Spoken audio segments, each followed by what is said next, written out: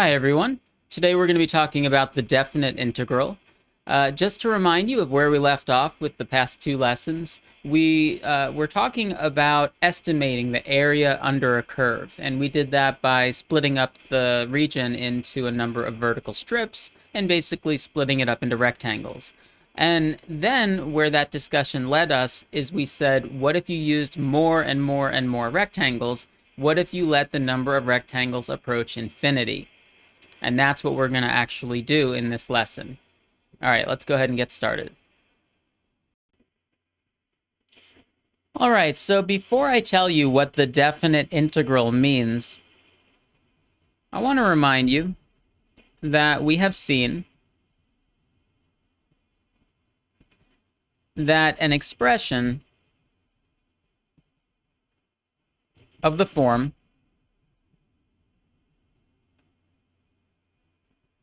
limit as n goes to infinity, sigma I equals 1 to n, f of x sub I, delta x. We've seen that an expression of this form arises when we want to compute area. Now let me talk about this a little bit. I'll give you a chance to see that. Have we seen this expression before? Well, in the past two lessons, we've been talking about trying to figure out the area underneath a curve, but above the x-axis. It causes some region that we might draw as a shaded in region, and we were splitting it up into n rectangles. What I'm doing now is I'm letting the number of rectangles approach infinity, and that's what we said we were going to do.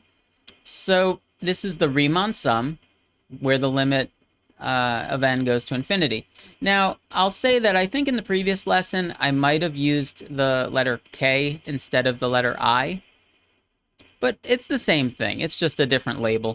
Do you remember we called that number the index of the sum? So I'm using the index I instead of k. Remember, what this sum basically means, this whole thing would be the limit as n goes to infinity of f of x sub 1 delta x plus f of x2 delta x plus dot dot dot all the way up to f of xn delta x, where delta x is the width of each rectangle, and f of x1, f of x2, those are the heights of each rectangle. So it's area of the first rectangle plus area of the second, all the way up to n, but we're letting n approach infinity. So when we want to compute area under a curve, this type of expression shows up. Now, it actually turns out that this sort of expression has other uses also. It's kind of something that we've arrived at through our discussion of area. But yeah, it has other applications, and some of those you might see in this course, and some of those you might see if you take Calculus 2.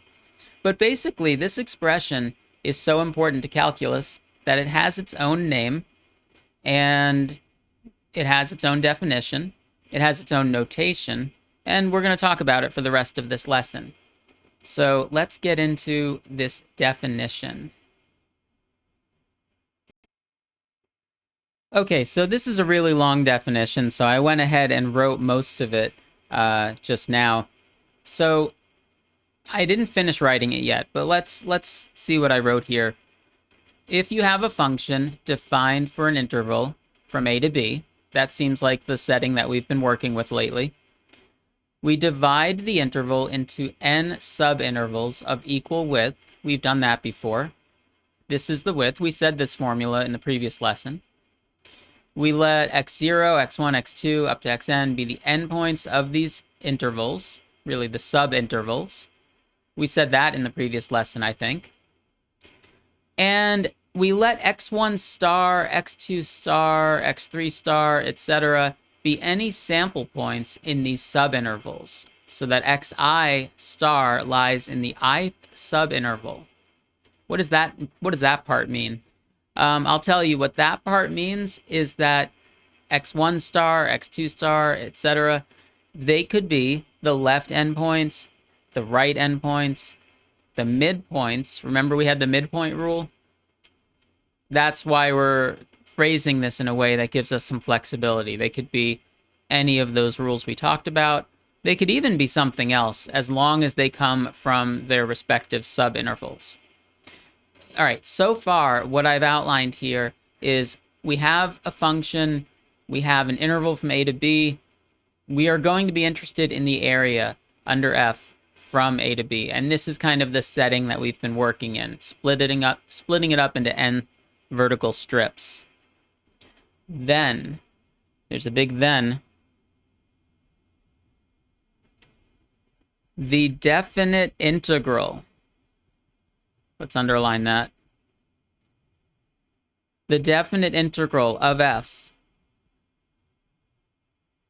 from A to B is, so it has a new notation. We're going to use the integral sign that we saw a few lessons ago.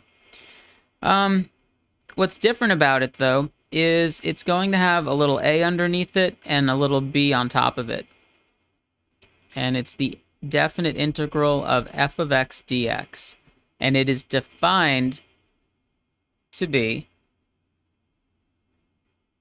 the limit as n goes to infinity, sigma, with I equals 1 underneath, n on top, f of xi star delta x. Provided that this limit exists.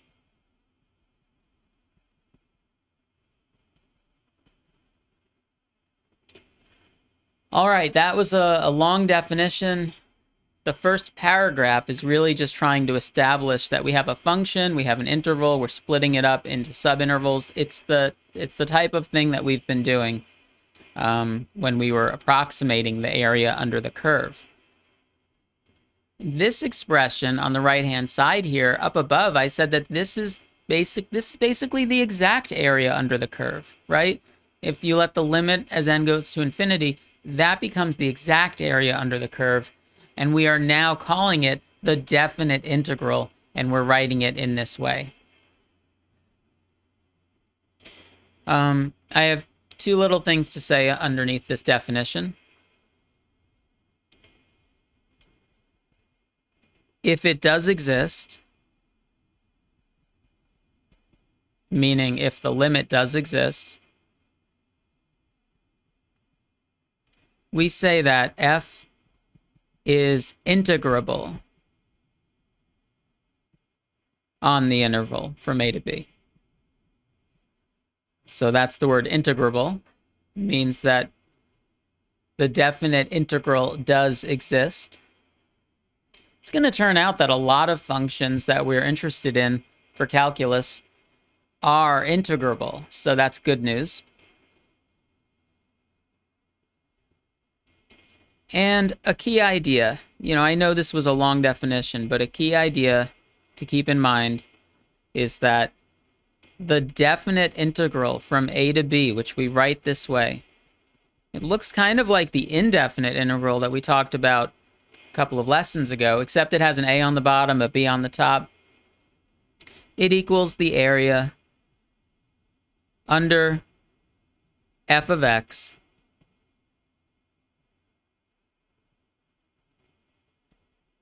on the interval from A to B. All right, that's a key idea to keep in mind.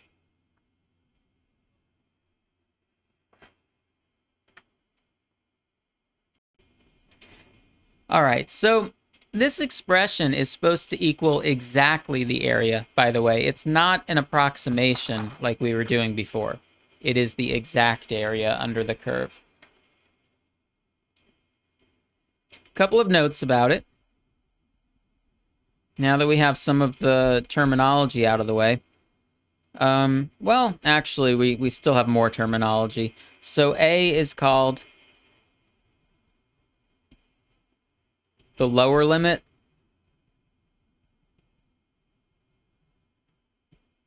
And B is called the upper limit of the integral. So if you hear me refer to, the upper and lower limit for a problem, or we might call them the upper and lower limit of integration, we're just talking about the a and b.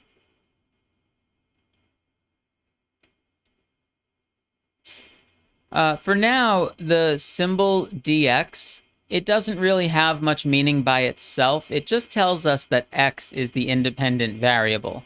We're going to talk about that more soon. I think I told you a couple of lessons ago that dx is mainly there to tell us that x is the variable, and it's also telling us that the expression has ended. Yeah, we'll revisit that dx and talk about it a little more soon. So,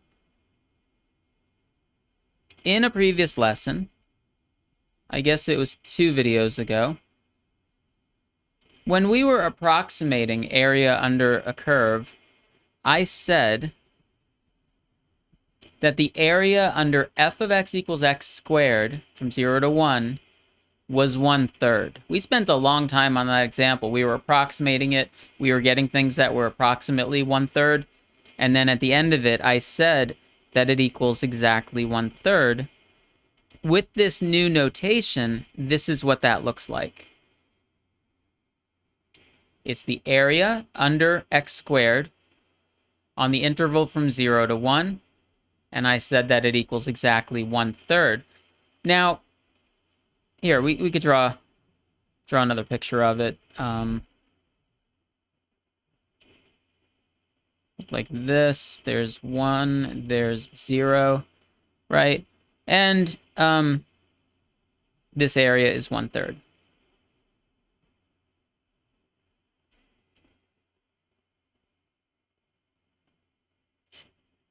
So when we were approximating this area, when we were getting things like 0.32 or 0.34, really what we were doing is we were approximating the definite integral. I think I still haven't told you exactly how I know that that equals 1/3.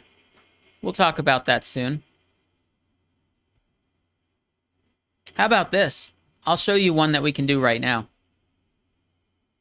I'll show you one that we can do exactly. Let's say we want to compute the definite integral from 0 to 2 of the function 1/2 x plus 1 dx. So I'll talk us through this, but I think we can do this one exactly. We're not going to split it up into vertical strips. I'm going to use a different kind of argument for figuring out what this equals. I want to say that this means, what is the area under f of x equals 1/2 x plus 1 from x equals 0 to x equals 2.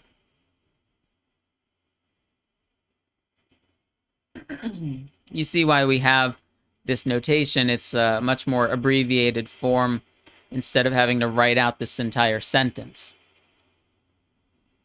Well, right now we don't really know a lot about definite integrals yet, but we could try drawing a picture. We could draw this function, right? It's a linear function. It's a straight line. It has a slope of 1/2. It has a y-intercept of 1. You should be able to graph anything that's y equals mx plus b. You should be able to graph that. So y-intercept of 1 and a slope of 1/2 means for every 1 unit I go over, I go half a unit up. I go 1 unit over, I go half a unit up. So it looks like this, the line. We could extend this line in both directions here. But the problem specifically says from x equals 0 to x equals 2. So what I'm going to do is I'm going to draw kind of a line here, a line here, because that's 0 and 2. And then this is the region that we're interested in. We want to know what is this area. Everything underneath the function, but above the x-axis. Can we figure out this area? I think for now we could actually use kind of a geometric argument to figure this out. We don't need to divide it into vertical strips. Actually, I'm looking at this and I'm thinking, isn't this kind of like a rectangle with a triangle on top? Look at this. A rectangle with a triangle on top.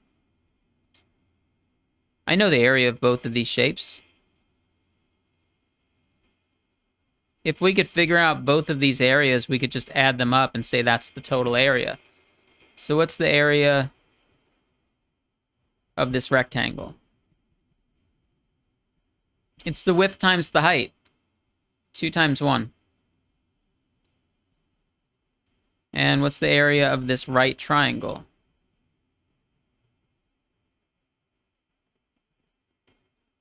You know the area of a triangle. It's 1/2 times the width times the height. So 1/2 times 2 times 1. So 1. I guess if we wanted to, we could say that this is 2 square units and this is 1 square unit. Well, in that case, the total area of the entire shaded in region, in other words, the definite integral, it equals 3. It's the area of the rectangle plus the area of the triangle. So there are some problems that you could do like this based on the picture and based on rectangles and triangles. But of course, in this lesson, we need to talk about what about other functions? You know, what if this wasn't a straight line? What if it was curved? And we need some strategies for that.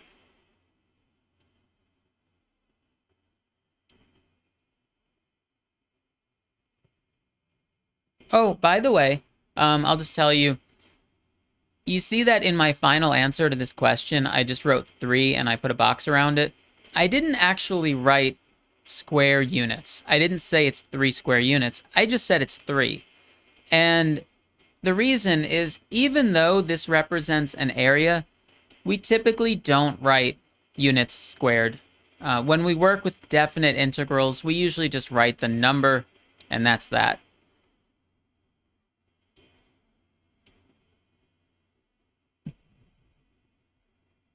One thing that I want to address before we go on, I know this is a pre-recorded video, so you don't really get to ask questions as we're going through it, but there's a question that you might be wondering. So I think at this point I would be wondering, what does this have to do with the other kind of integral that we talked about? You know, a couple of lessons ago, we had an entire lesson, it was a long one, about the indefinite integral. And it also used the same integral symbol, and the notation was almost exactly the same, except it didn't have the lower limit of integration and the upper limit of integration, the 0 and the 2. But other than that, it looked like we wrote it almost in the same way.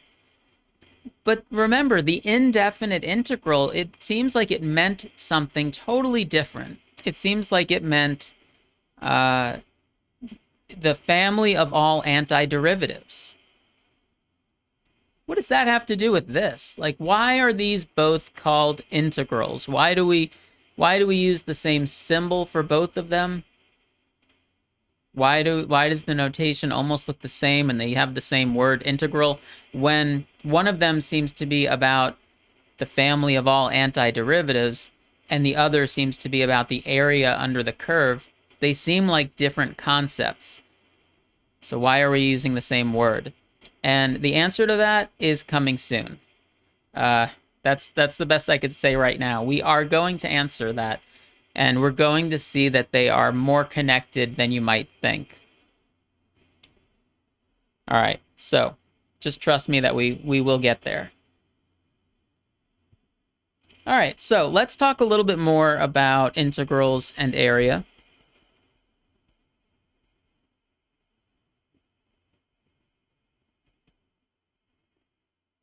So we've said that when we have a function, maybe it's some curved line, and there's some number a, there's some number b. Let's call the function f. Sometimes we shade in the region, area under the curve but above the x-axis, and that area, which we might call a, is exactly equal to, oh, I'm at the bottom of the page here. It's exactly equal to the definite integral of f of x dx from a to b. Okay? It's true whether the function is a linear function or a curved line or whatever.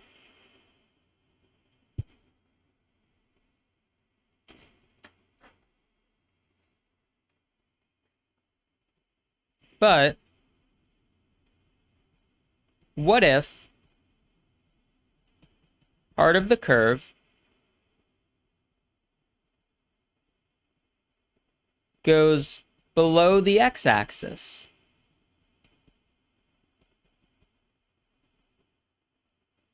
So this was fine, but you see that it seems like a lot of the examples, all of the examples that we've looked at so far, they've taken place entirely in quadrant 1. And what if that function, f, what if the curve went below the x-axis? So I'm going to show you a little picture here.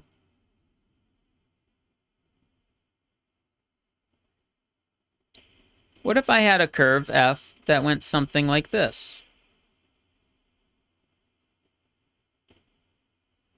And there was some number a, and some number b. This function is f. In that case, what does the definite integral mean? What does it represent? How can we talk about area under the curve when part of the curve is underneath the x-axis? So we have a way of dealing with this.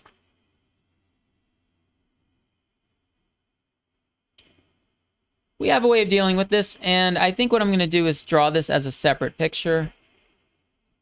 You could actually just combine these two pictures if you want.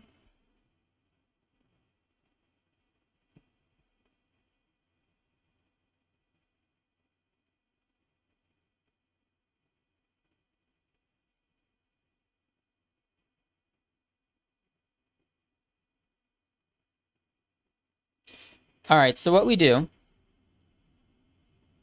is we still want to draw it's kind of a little line segment connecting the curve to the x-axis here and also here.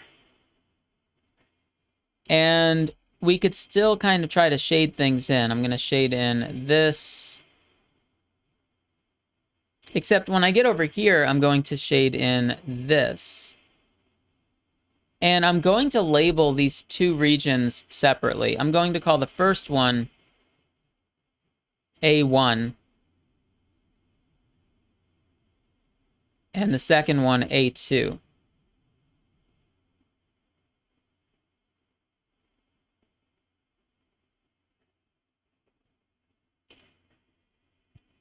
Now, in our discussion, we've said that we want the definite integral to represent the area under the curve, but above the x-axis.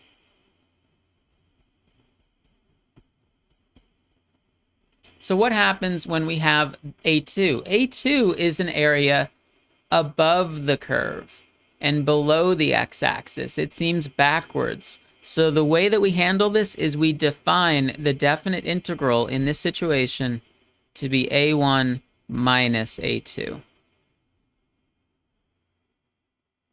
This is how we define it. This is how we deal with regions that are actually below the x-axis. It's kind of the opposite of what we want, so we subtract it out. Another way to think of this is you could say that area below the x-axis is treated like it's negative area. It's kind of like we have a positive area and a negative area.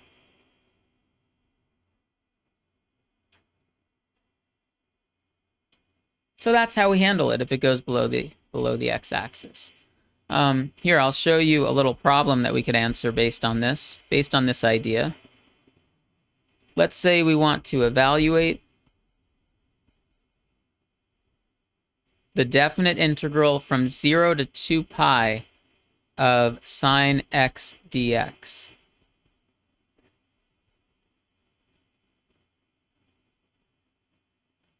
We haven't really learned a lot of skills for how to evaluate these yet, but, you know, we did one problem earlier by drawing a picture, so I'm going to draw a picture of this also. We want to go from 0 to 2 pi, so I guess I could put my y-axis over here.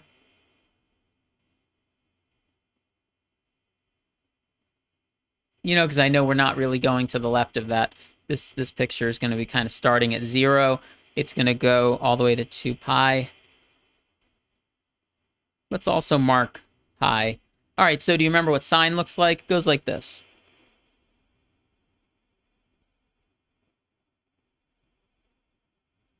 Now, of course, sine x keeps going to the left and keeps going to the right, but this tells me to start at 0 and stop at 2 pi, so that's the only part that I'm drawing. Well, look what happens here. We get a region that's above the x-axis and a region that's below the x-axis. And according to what we said above, we should treat the part above the x-axis as kind of positive area. I'm going to put a plus sign there.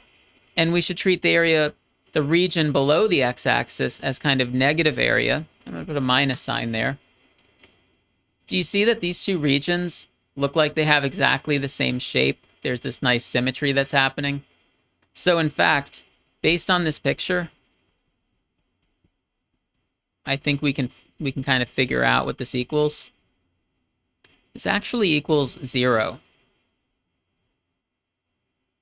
Because in this case, the positive area and the negative area cancel each other out and leave us with 0. Whatever the area of this hill is, right, this kind of up and down hill, whatever this area is, we have the negative amount of it over here.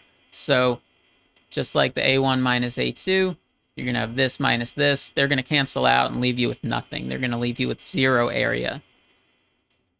So it is possible for an integral to give us an answer that is positive, negative, 0. Yeah, we could get one that's 0. We could get one that's negative. Like what if most of it was underneath the x-axis? Then you would get a negative answer. In this case, we got 0. So it might take a little time to get used to, but that's how we deal with areas underneath the x-axis. Now, finally, I'm going to tell you some properties that we can use to try to solve some of these without relying on pictures all the time. We might still draw some pictures today, but ultimately, you know, in math, usually we want to kind of get to some rules and establish some things so that we don't have to rely on graphs all the time. So we're going to call these properties of definite integrals. I think I have 5 of them to tell you right now. Oh, I'll say assume C is a constant. I think that shows up in some of these. Okay. Number 1. The integral of C dx from A to B equals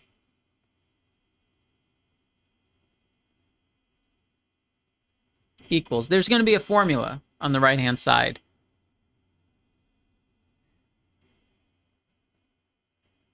Before I tell you the formula, I'm going to draw a little quick picture. Let's imagine that we had, this is a function, like f of x equals c, like it's a constant function, right? So there's some value c, and we have some constant function, f of x equals c.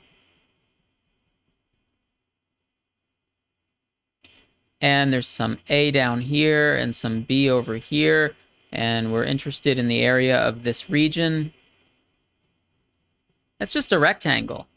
That's what I'm trying to show you, is that this first property is just one rectangle, and the area of this rectangle should be the width times the height, or the height times the width, either way. So because of that, this is going to equal C times B minus A.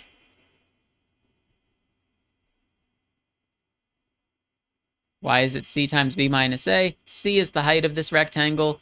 B minus A is the width of this rectangle. So that's like a quick little visual proof of why this property is true. Property 2 is that if we do a definite integral of a function plus a function, that it can be split up into the definite integral of the first one plus the definite integral of the second one.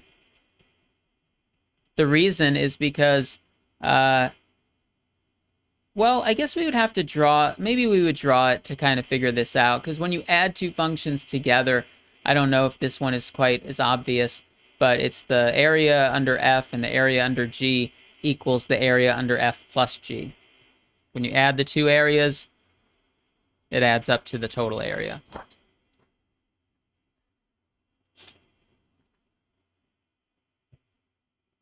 Property 3 is going to be the same thing, but with a minus sign.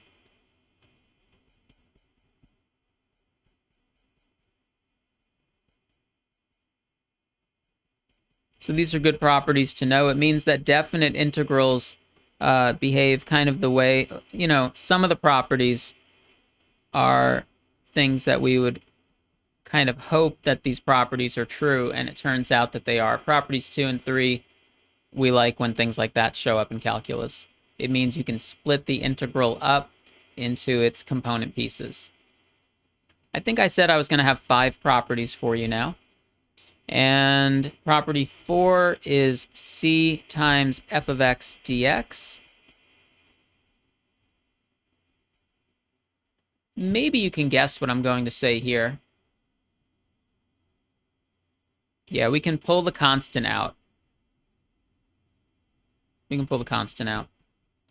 Now, we had some properties that looked kind of like this a couple of lessons ago when we learned about indefinite integrals, but there's no reason why we should assume that indefinite integrals, like, why should those properties apply to this? This seems like we're talking about something else. So that's why we're kind of being clear about what properties hold in this case. Okay, property 5 is going to be probably the one that looks the most different. It says if you integrate from A to C, that's the first time I haven't gone from A to B. But if you integrate from A to C, f of x dx, plus integrate from C to B, f of x dx, it equals the integral from A to B, f of x dx. This one I'm going to draw a quick picture. I'm going to draw a quick picture of this one. Let's figure out what's going on here.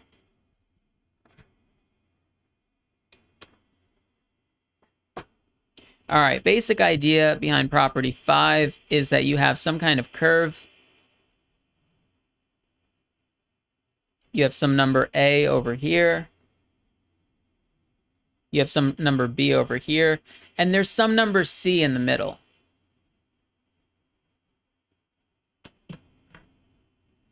So what this is saying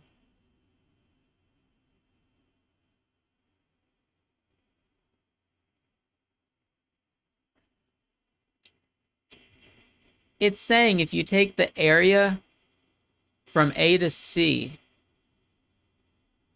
and you add the area from C to B, you wind up getting the total area from A to B.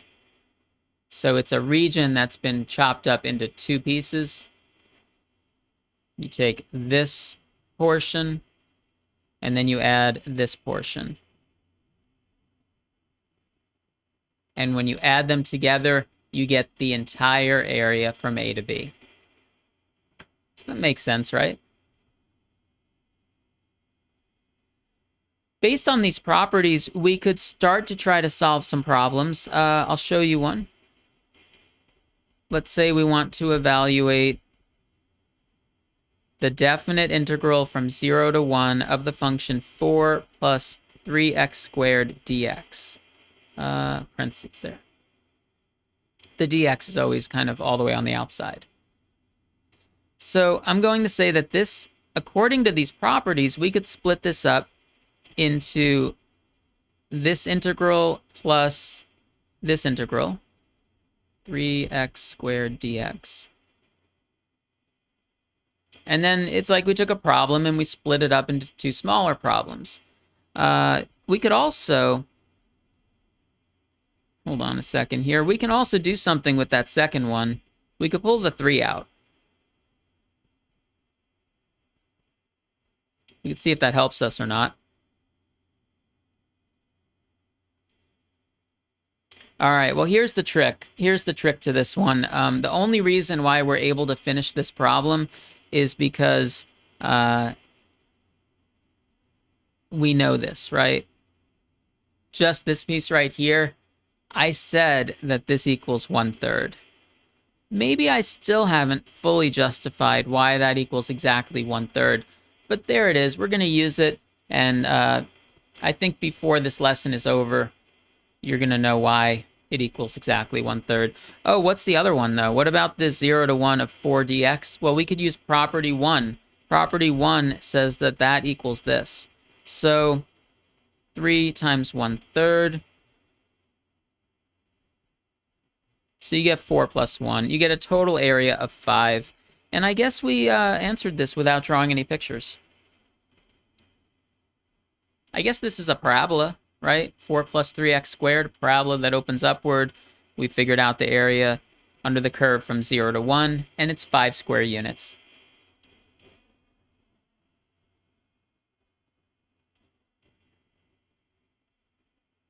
Now, there are actually a lot of properties of definite integrals. I'm going to tell you a couple of additional ones. Some of them you'll see in upcoming sections, but for now, additional properties, they might not show up quite as often as the 5 that I showed you above, but I've got 3 of them to tell you now. One of them is that the integral from a to b of f of x dx is equal to the negative of the integral from b to a f of x dx. So I swapped the a and b, and the effect that it has is it puts a minus sign there. This one I'm just going to explain out loud why this is true. You could actually prove this. You could go to the definition and you could try to prove this. But basically, it's because in the Riemann sums, swapping a and b means that delta x changes from b minus a over n to a minus b over n. And that's what causes the minus sign to show up. We have that little formula for delta x. Just say, remember, delta x equals b minus a over n. That little formula. And I'm saying that if you swap a and b, then you need to swap them here as well, and you wind up getting a negative.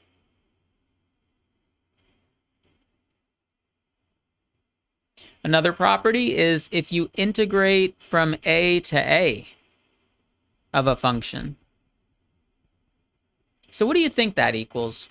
What do you think? If you go from a to a, is that even an interval? Does that even count? Like, can we talk about the interval of x values from a to a? It's not really an interval, is it? There's not really anything there. This is going to equal 0. I mean, I guess you could just say this is because delta x would be a minus a over n, which is 0. So there's no width. There's no width to talk about. Maybe there's a height, but there's no width. So we don't even have a rectangle. We just have no area.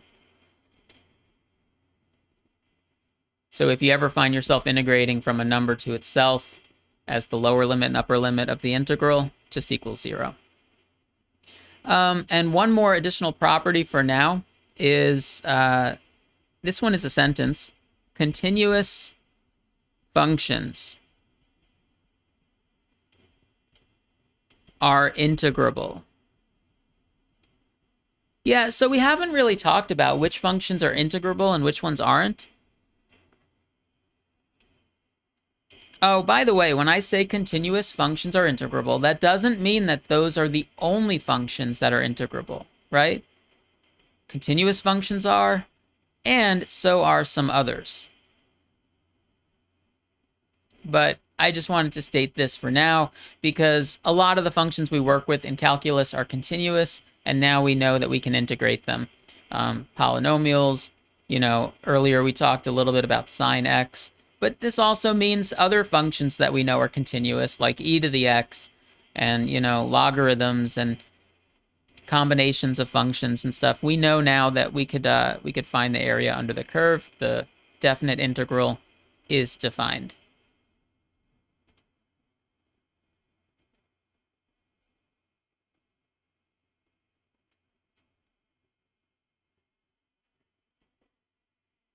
Let's go to a new page.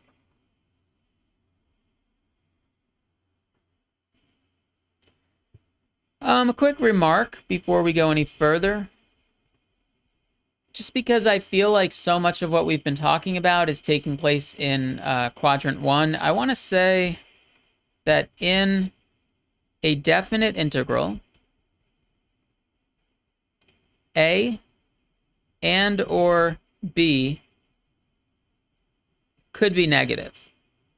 I don't think we've seen any yet where they were negative, but they could be. And I'll show you 2 examples. Example 1.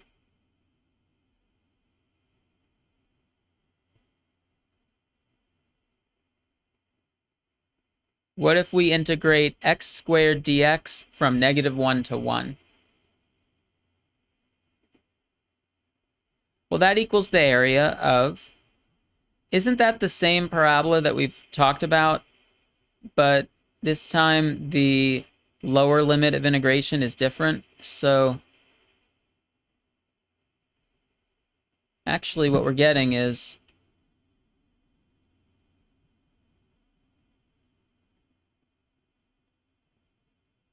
getting this region. Right, here's the parabola keeps going. But we're just focused on the shaded in region because that's from -1 to 1. Now, remember, I know I've said a couple of times that this area here is 1/3.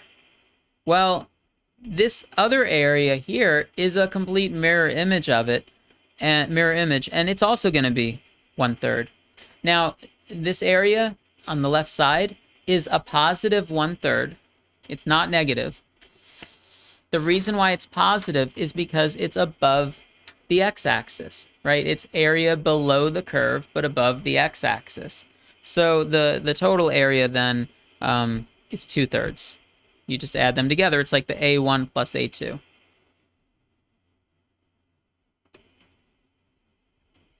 That was just so that I could show you an example of something where one of the limits of integration was a negative number, even though the answer wound up being positive. Here's one more example with a negative number showing up. So they're -2 to 3 for dx.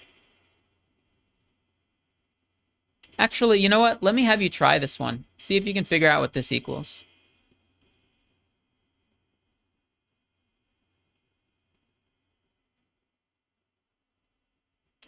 All right, so I say this is the area of... Draw a little picture of it. 1, 2, 1, 2, 3. So here's -2. Here's 3. 1, 2, 3, 4.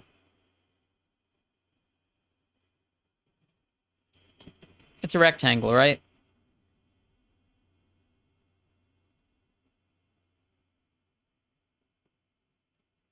It's a rectangle. We can kind of figure out what the area is based on the picture. We didn't even really have to use the picture, though. We could just use property 1, and say that it's 4 times b minus a. So b minus a would look like this. So it's 4 times 5, so it's 20. So it's a 5 by 4 rectangle, or a 4 by 5 rectangle. So area under that curve is 20. It's not even really a curve, it's a straight line, but yeah, property 1 told us about that.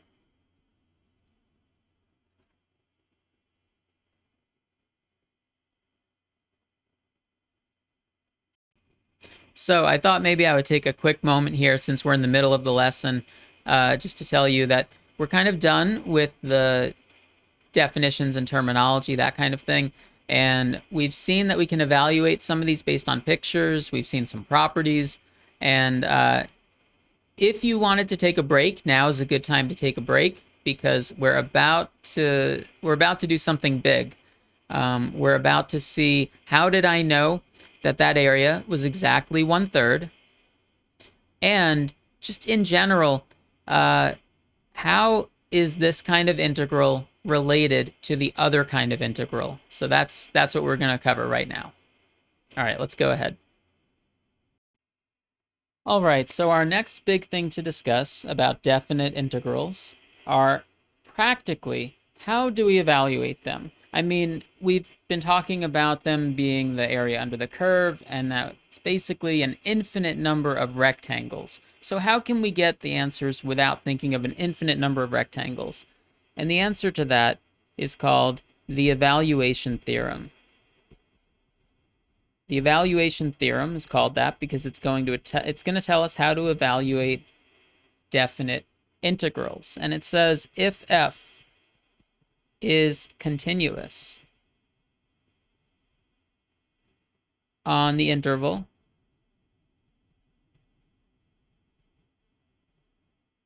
from a to b, then the evaluation theorem is actually just going to be a nice, concise formula. It says the definite integral from a to b of f of x dx, it equals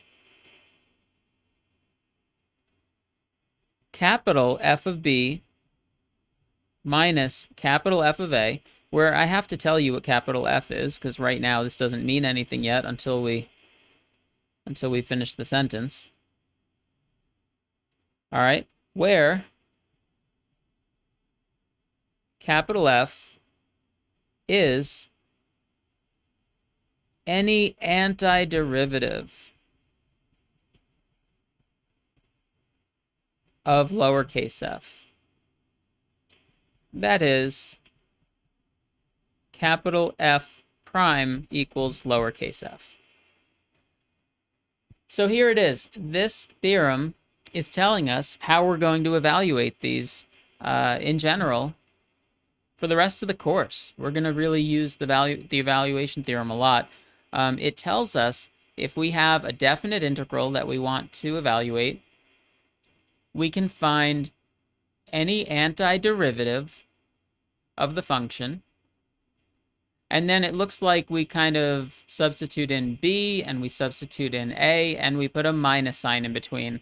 So I'll show you an example. Finally, I can show you how I knew what this equaled. The definite integral of x squared dx. We've said this a few times, but until now, you've just had to take my word for it.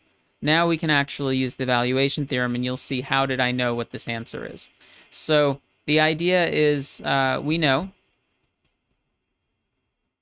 that f of x equals x squared has an antiderivative,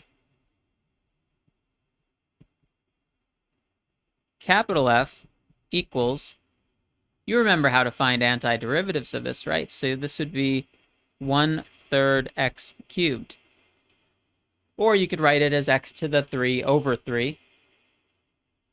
So according to the evaluation theorem, if we want to evaluate this, this equals capital F of 1 minus capital F of 0, which, using this antiderivative, we get 1/3 1 cubed minus 1/3 0 cubed, and that is how I got that answer of 1/3.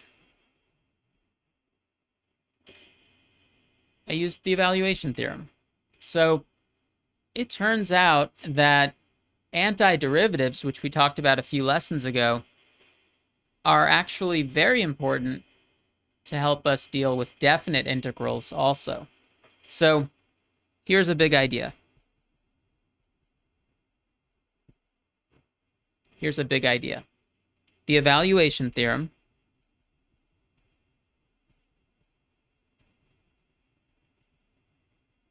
tells us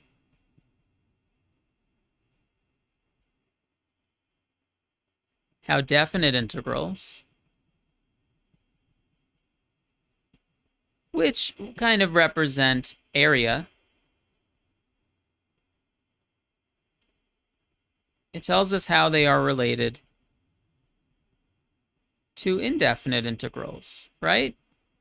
Because indefinite integrals tell us antiderivatives.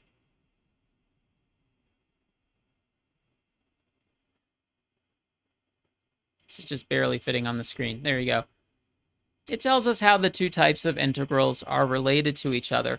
And we're going to continue to maybe elaborate on this a little bit in the next lesson, but it's good to start thinking about it now. So the two integrals are related to each other because the evaluation theorem says we use an antiderivative to help us evaluate a definite integral. Well, the way that we got the antiderivative was with all of our rules for indefinite integrals. However, you need to be careful because we're talking about two different things here. The notation is similar, but we don't want to get them mixed up. So if we say a definite integral like we've been working with in this section, it always equals a number, such as 1/3. We saw some other ones. We saw one that equaled 20. We saw one that equals 2/3. So these always just equal a number. The other kind of integral, the indefinite integral of a function,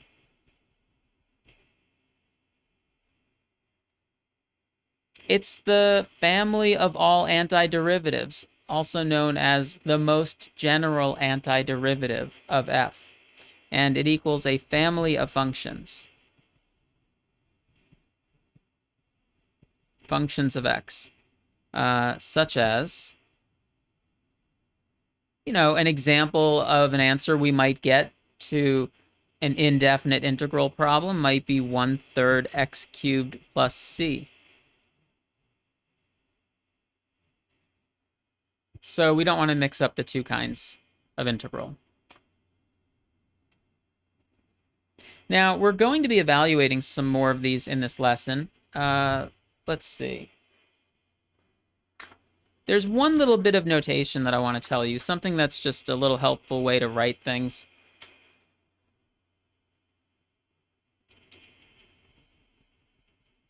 Before we answer any more problems. So we write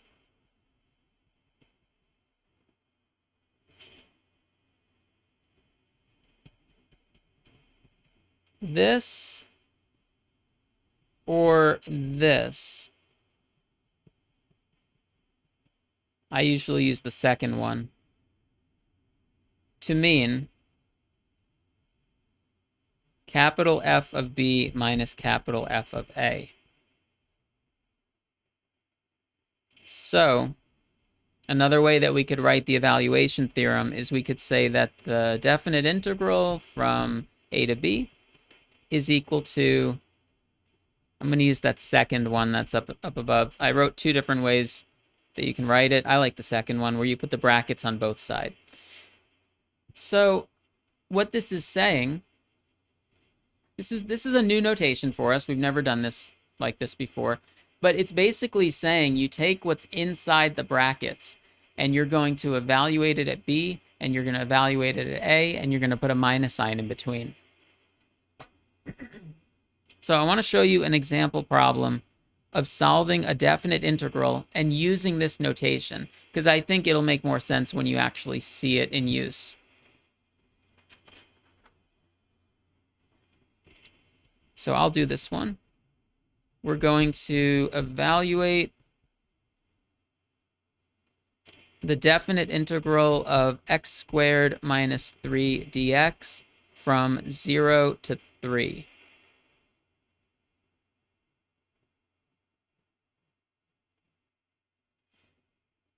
I'm going to say note,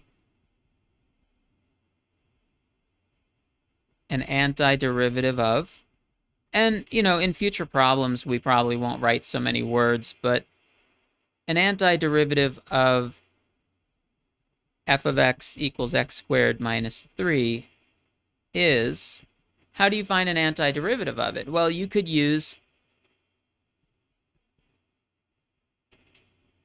the indefinite integral, right?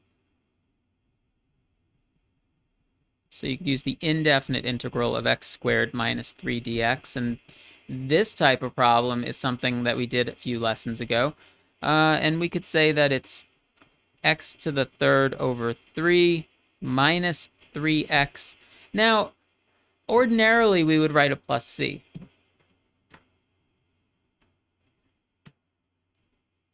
Ordinarily, we would write a plus c here. I'm going to kind of just point to it. I'll put it in parentheses, something like that.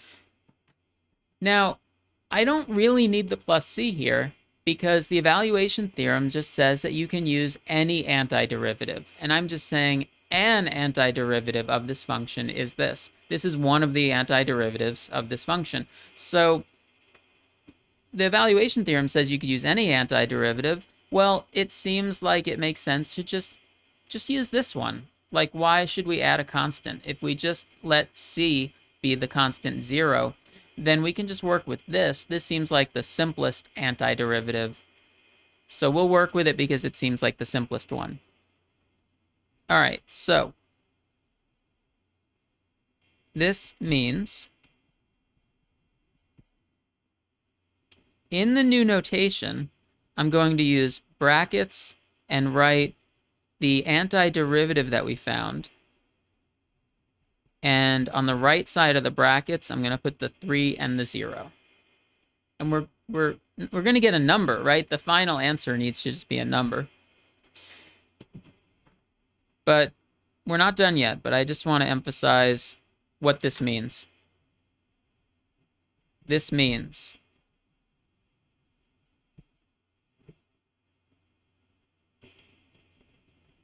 in the next step,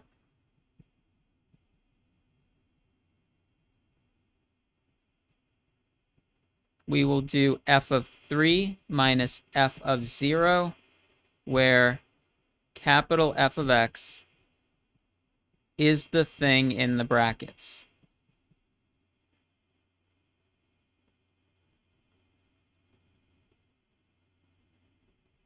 Okay, I'm going to put a box around that. So that's what this notation means. I like this notation because it's kind of signaling what we're about to do. I like that when it's sort of, you see something and it's like, oh, this indicates what I'm about to do. It's like giving the reader a heads up. Hey, just a heads up, I'm about to evaluate this at 3, and I'm going to evaluate it at 0, and I'm going to have a minus sign in the middle. So this is what happens when I evaluate it at 3. This is what happens when I evaluate it at 0. And I have a minus sign in the middle.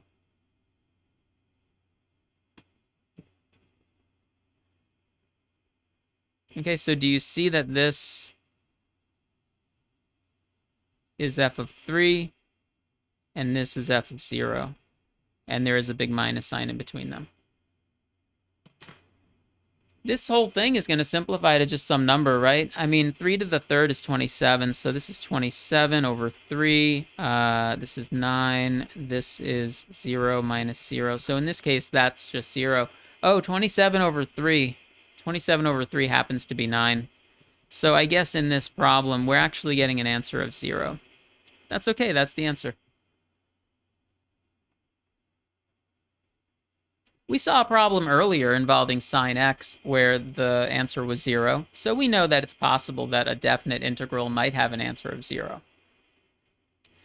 I think I said that we were going to get away from drawing pictures of the functions so much, but I'm just going to draw a quick sketch of this just to kind of indicate to you, like, does it make sense that this answer is 0? Well, rough sketch here. What does this function look like? The original problem, x squared minus 3. You know x squared is a parabola. It opens upward. Minus 3 means it's shifted down 3 units. So the function that we were working with, even though we didn't draw it, it was, something like this. And then we were integrating from 0 to 3, and what winds up happening is maybe 3 is somewhere around here, and it's this kind of situation where there's some of the region is above the x-axis and some of the region is below the x-axis. You remember that the part of it that's below the x-axis is treated as negative area, and the part of it that's above is treated as positive area. And it just so happens that if you draw this perfectly to scale, these two areas cancel each other out and get us exactly 0. So that's what happened here. But we got the answer without the picture, right? We got the answer using the evaluation theorem. Let's do another one. I'll do this one for us also. I want to show you a couple of these, and then I'm going to have some for you to try. After we do a couple, we're going to get to the point where we kind of take turns. I'll do one and have you do one. Right now, I want to show you how to evaluate one that looks a little bit tougher. It's going to be the definite integral of 8e to the x dx, where the limits of integration are ln3 and ln5.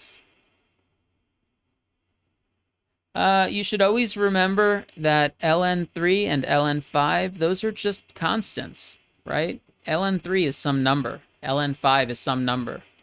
I don't know what they are off the top of my head as a decimal or anything like that, but that's okay. We can work with it. Off to the side, I'm just going to say, recall that if we wanted to find an antiderivative of e to the x,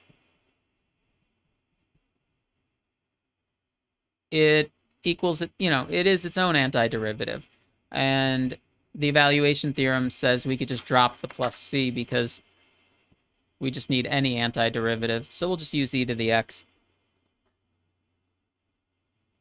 All right, that was kind of a little scratch work off to the side. So I'm going to say that this problem would be a little nicer if I pull out the constant 8. We're allowed to do that. We had a property that says we're allowed to pull the constant out. And, now I can just focus on the rest of it. Well, an antiderivative of e to the x is e to the x. So I'm going to do that notation with the brackets, where that's my antiderivative. I'm going to put ln5 up here and ln3 down here.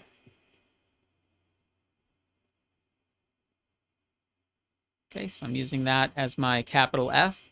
And remember, this indicates that in the next step, I'm going to evaluate this thing that's in the brackets is going to get evaluated at ln5. And then there's a minus sign, and it's going to get evaluated at ln3. It just so happens that we get e to the ln5 and e to the ln3, and those work out really nicely because e to the ln5 is 5, e to the ln3 is 3, so we get 8 times 2, and we get an answer of 16.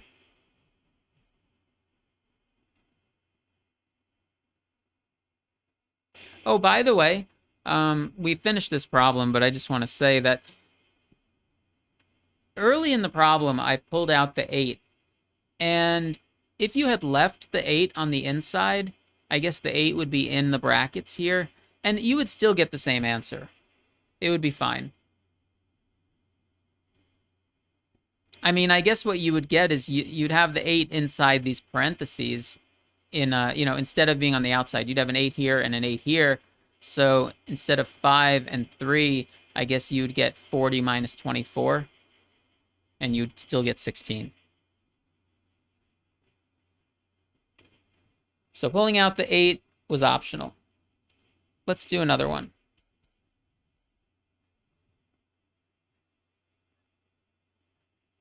Let's evaluate.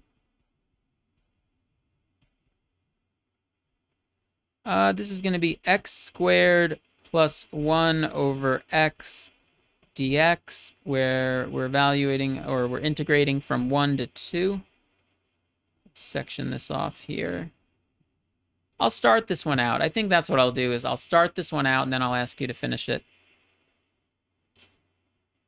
All right, so function over a function, right? And then we're thinking, how do we deal with a function over a function? Well, remember, sometimes the best way to deal with that is to find a way to rewrite it. Rewrite the problem in a more convenient way, because x squared over x is nice, 1 over x is nice. So let's just rewrite this. I'm not even integrating or doing any calculus yet. I'm just going to do algebra. X squared over x is x. 1 over x is 1 over x. So I rewrote the problem. This is equivalent to the original problem, and this seems like it's going to be a little bit easier to integrate. I'll do one more step, and then I'll ask you to try to finish it. So I'm going to put big brackets here, which means that I'm ready to find an antiderivative of what's in the parentheses here. I know that when we want to find an antiderivative of x, we can use x squared over 2. And when we want to find an antiderivative of 1 over x, we've said that that is ln absolute value of x. And I'll put the 2 and the 1 here because that's the notation. So I'd like you to try to finish the problem from here. So pause the video and see what you can get.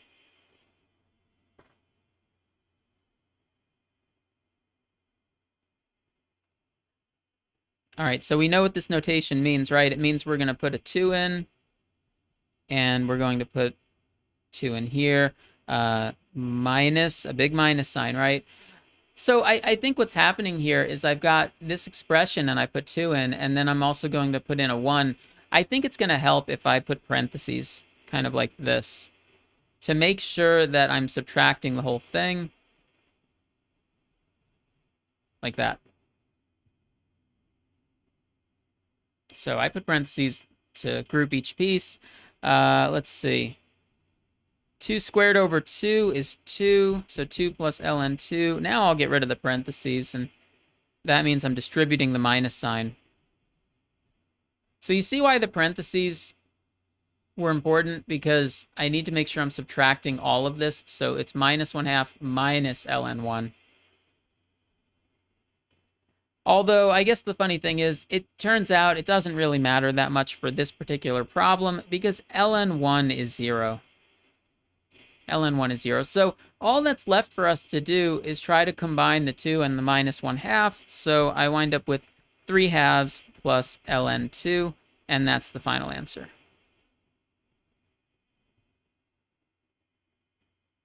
And I guess this represents some area under a curve. Whatever this curve looks like, and from 1 to 2, we just found that this is the area.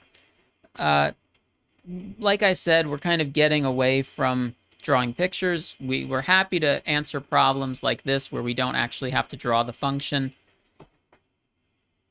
I also mentioned at the beginning of this lesson, and maybe I should say it again now, these types of problems that we're solving, it's going to turn out to have other uses, other applications besides just area. I mean, area might seem like it has some uses, but maybe an area of like a physical object. But yeah, integrals are going to turn out to have other uses as well. Just like derivatives had a bunch of uses. we're learning that this is related to antiderivatives. So if derivatives had a bunch of different uses, optimization, related rates, uh, velocity, acceleration, if derivatives had a bunch of uses, then it makes sense that integrals will have a bunch of different uses. For now, we're just trying to learn how to solve these, though. Let's do some more.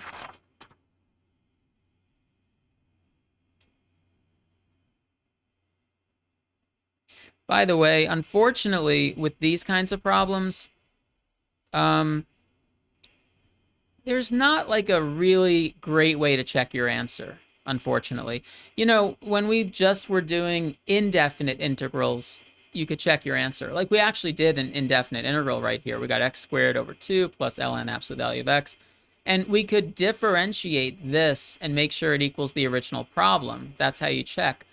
But how do you check 3/2 plus ln 2? Well, you can't really like plug it into the original problem or anything like that. There's no easy way to do that. So really the only way to check is to just double check each of your steps. Double check your arithmetic. Make sure that you did fractions correctly. Make sure that you evaluated and subtracted correctly. That's really all you can do.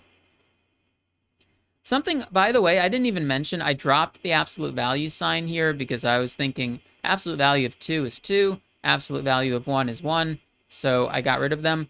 But if one of these numbers had been negative, like the 2 or the 1, if one of those had been negative, then the absolute value might have turned out to be important. In this problem, everything was positive, so the absolute value didn't matter that much. So next one I want to show you, we are going to evaluate. I've been using the word evaluate. Sometimes it'll say integrate, or it might say compute, or it might say find. Whatever word you see. This one is going to be in terms of t. I'm going to do this one for us, and then I'm going to give you the next problem to do on your own. So there are no x's here, but that's okay. The variable seems like it's t, but it says dt, so the same rules apply. Do we know an antiderivative of 1 over 2t with respect to t? I mean, I know an antiderivative of 1 over t. Like if the 2 wasn't there, I know an antiderivative of just 1 over t. So how about this? Let's pull the 2 out. It's on the bottom, so you pull it out as a 1 over 2. This time, I think pulling out the constant is going to help us a lot. Because I know an antiderivative of 1 over t is ln absolute value of t. Like that. I guess here the 1 and the 9 are both positive, so when I take the absolute value of them, they're still going to be 1 and 9. So 1/2 on the outside, ln of 9 minus ln of 1. ln of 1 I just said was 0, and that's because e to the 0 is 1. That's why that's 0. 1/2 ln 9, should we leave it like that? I think there's something nice we can do here. Remember, we have a property of logarithms that says that you can bring the 1/2 inside as an exponent. And the reason why I want to do that is because I know that 9 to the 1/2 is 3. So that's a nice simplified answer, ln 3.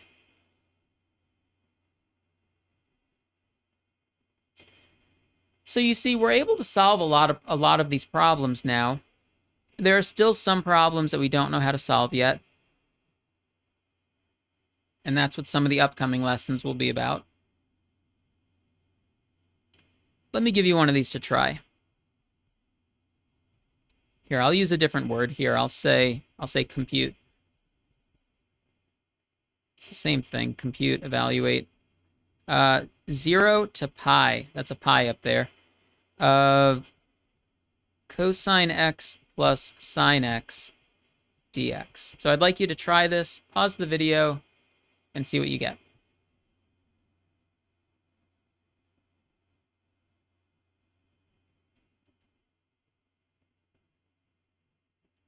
So we're integrating from 0 to pi. Luckily, 0 and pi are numbers that we're able to put those into trig functions without too much trouble. So I'm going to show you two different ways to solve this. One idea is I could try to find an antiderivative of cosine x plus sine x, and I know an antiderivative of it is sine x minus cosine x. And I'm going to put the pi and the 0 outside of the brackets. That indicates that in the next step, I'm going to take what's in the brackets, evaluate it at pi, evaluate it at 0, and have a big minus sign in the middle.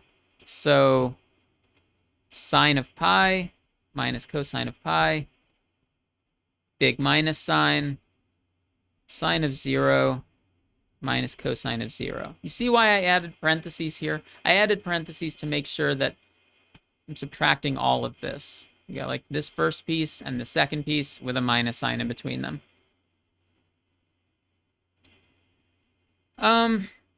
All right, so sine of pi is 0, cosine of pi is -1,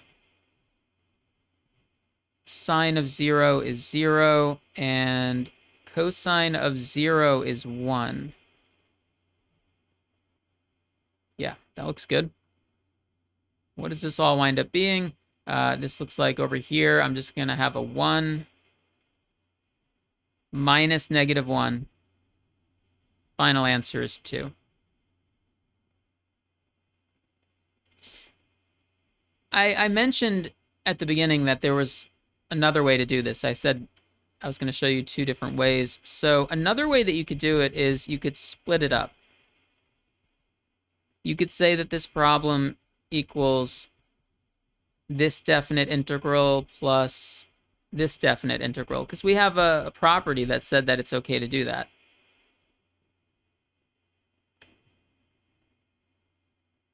And I'm going to finish the problem this way also, and I'm going to show you that it's about the same amount of work. So it's just a matter of preference, whether you keep it together like I did or split it up like this.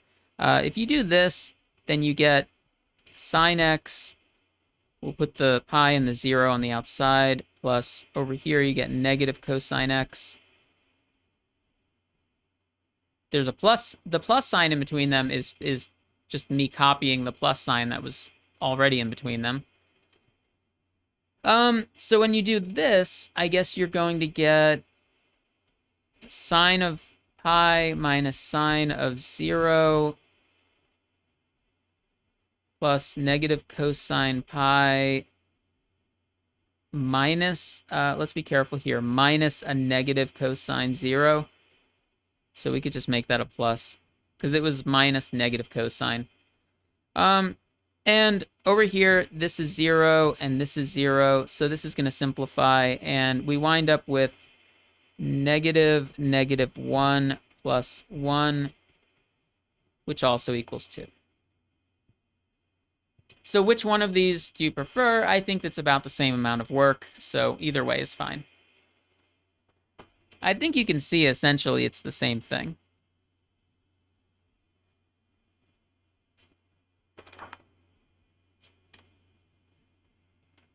All right, let's do some more. I think it's good.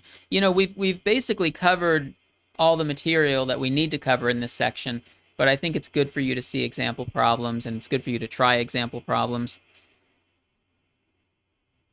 I'll show you this next one. This is going to say find the definite integral from 1 to 16 of the square root of 3 over x dx. I'll do this one. It looks tougher. It's a big square root of a fraction. How are we going to deal with this? I think the best way to deal with this is let's find a way to rewrite the problem in a more convenient form. So instead of a square root of a fraction, we could just take the square root of the top and the square root of the bottom. Does that help us? I mean, that's equal to the original problem, but does that help us? I think it does. I think it does. Because that helps me see that the numerator is just a constant square root of 3, and I can pull that out front, because constants can be pulled out of the integral sign, and that leaves me with a 1 up top, square root of x on the bottom.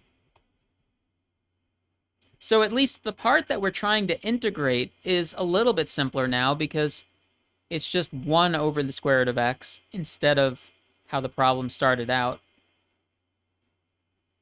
My next idea is 1 over the square root of x is the same as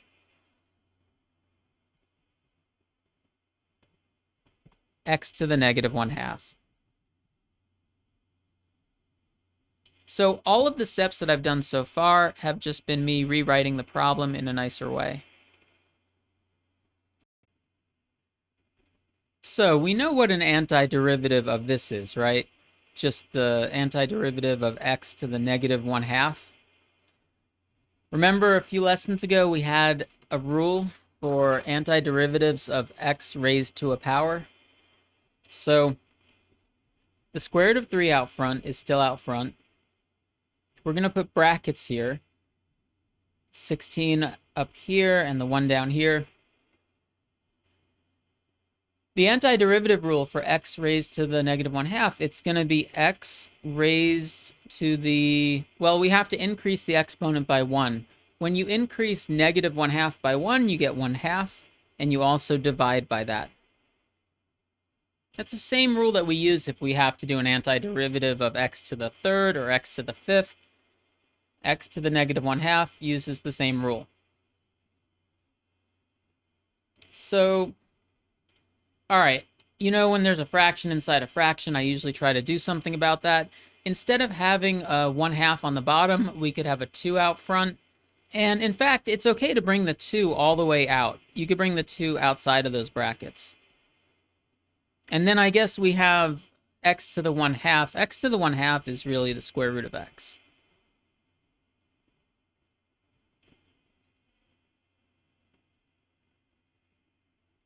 So I think here we can say 2 times the square root of 3 times square root of 16 minus the square root of 1. We should simplify this. 2 times the square root of 3 times 4 minus 1. 4 minus 1 is 3. It gets multiplied by the 2 that's already there. And the final answer is 6 square root of 3.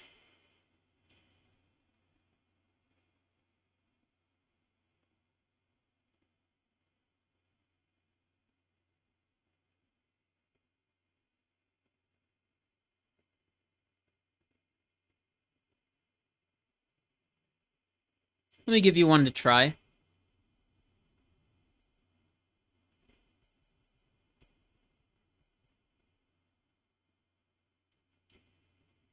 I'll give you one that's just a polynomial, 3x plus 5 dx, and you're going to integrate it from 2 to 4. So I'd like you to try that, maybe pause the video and spend a minute on that. It's a 2 and a 4.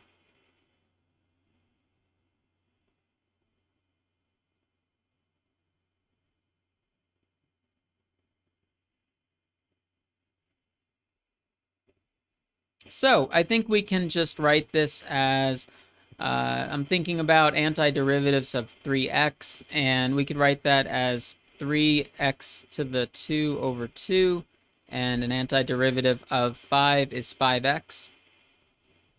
And then we'll put the 4 and the 2 on the outside. The evaluation theorem tells us to take everything that's in the brackets, evaluate it at 4, evaluate it at 2, and have a minus sign in between.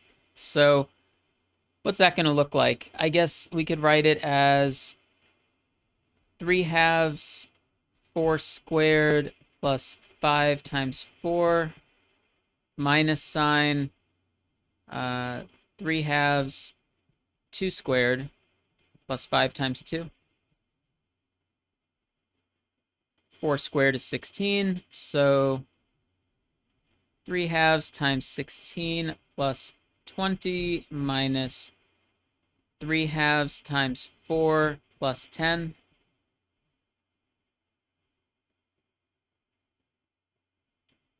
Three halves of 16 is 24. 3/2 of 4 is 6. So what do we get? 24 plus 20 is 44. Minus 6 plus 10 is 16. So you should get a final answer of 28.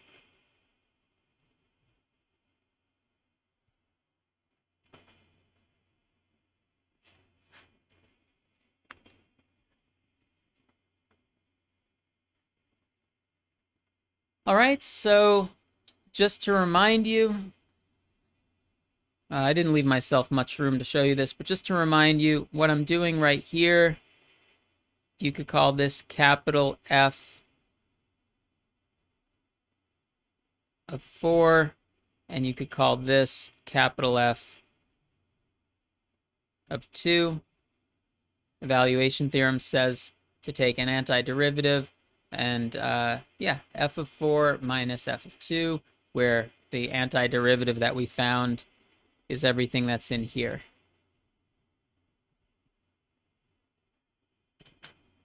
You know how I've been dropping the plus c when we do this? I guess you could say that if you left the plus c in here, if you left the plus c in, you would have a plus c here, a plus c here, and there's a minus sign in between, so you'd have like a c minus c, and they would wind up canceling out anyway. So we might as well just get rid of them.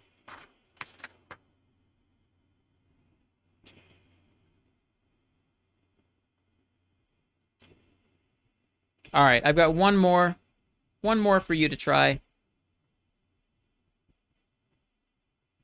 It's kind of like the last one.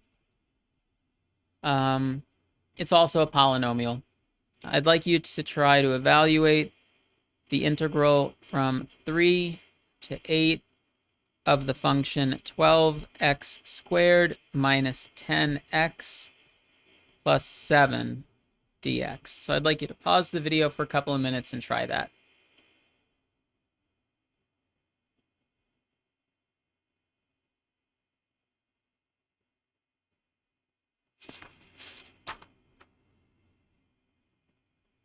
So I think that this is similar to the previous problem because it's also a polynomial. It uses some of the same skills, but it's a little bit bigger. So let's see, what do we get? So antiderivative rules that we did a few lessons ago. I know x to the 2 is going to become x to the 3 over 3. So 12 times x to the 3 over 3 minus 10 times x to the 2 over 2 plus 7x. And we'll put the 8 and the 3 on the outside. That signals what our next step is going to be. It says the next step is going to be to take this, put an 8 in there, put a 3 in there, and put a big minus sign in between. I think maybe before we do that, it would be nice to simplify, though, because we have a 12 over 3. 12 over 3 is 4. 10 over 2 is 5. Yeah, it's probably better that we do that first. It looks like every term involves x, so you might be tempted to pull out x. And it's okay if you do that, but just keep in mind, if you factor an x out, you should only bring it about this far out. You can't actually pull the x out of the brackets. Okay, so the x has to stay inside these brackets. Because if it wound up on the outside, then our final answer might have an x in it. But we know that the answer to this should not have an x in it. The answer to this should just be a number, because it's some area under this curve. No x is involved. All right, so let's put the 8 and the 3 in. So 4 times 8 to the 3rd minus 5, 8 squared, plus 7 times 8. Oh, you know what? I put these brackets here. I think I meant for this to be a... It doesn't matter, but it could be a bracket or a parentheses. All right, that minus this.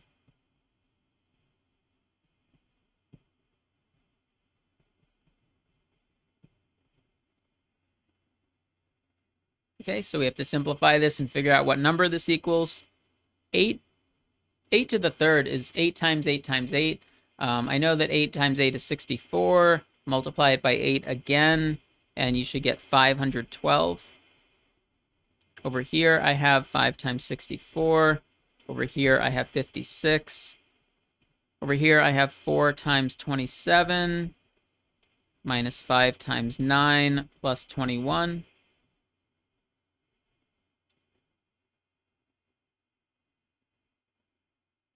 All right, so do the multiplication and the adding and subtracting, and you should get 1,784 minus 84. And the final answer then is 1,700.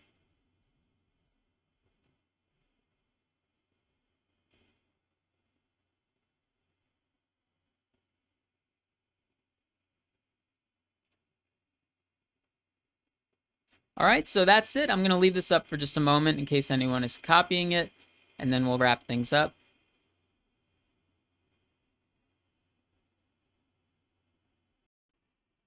All right, so that's it. That is the definite integral. I guess the two longest sections of the semester wound up being the one that we had recently on the indefinite integral, and now this one about the definite integral.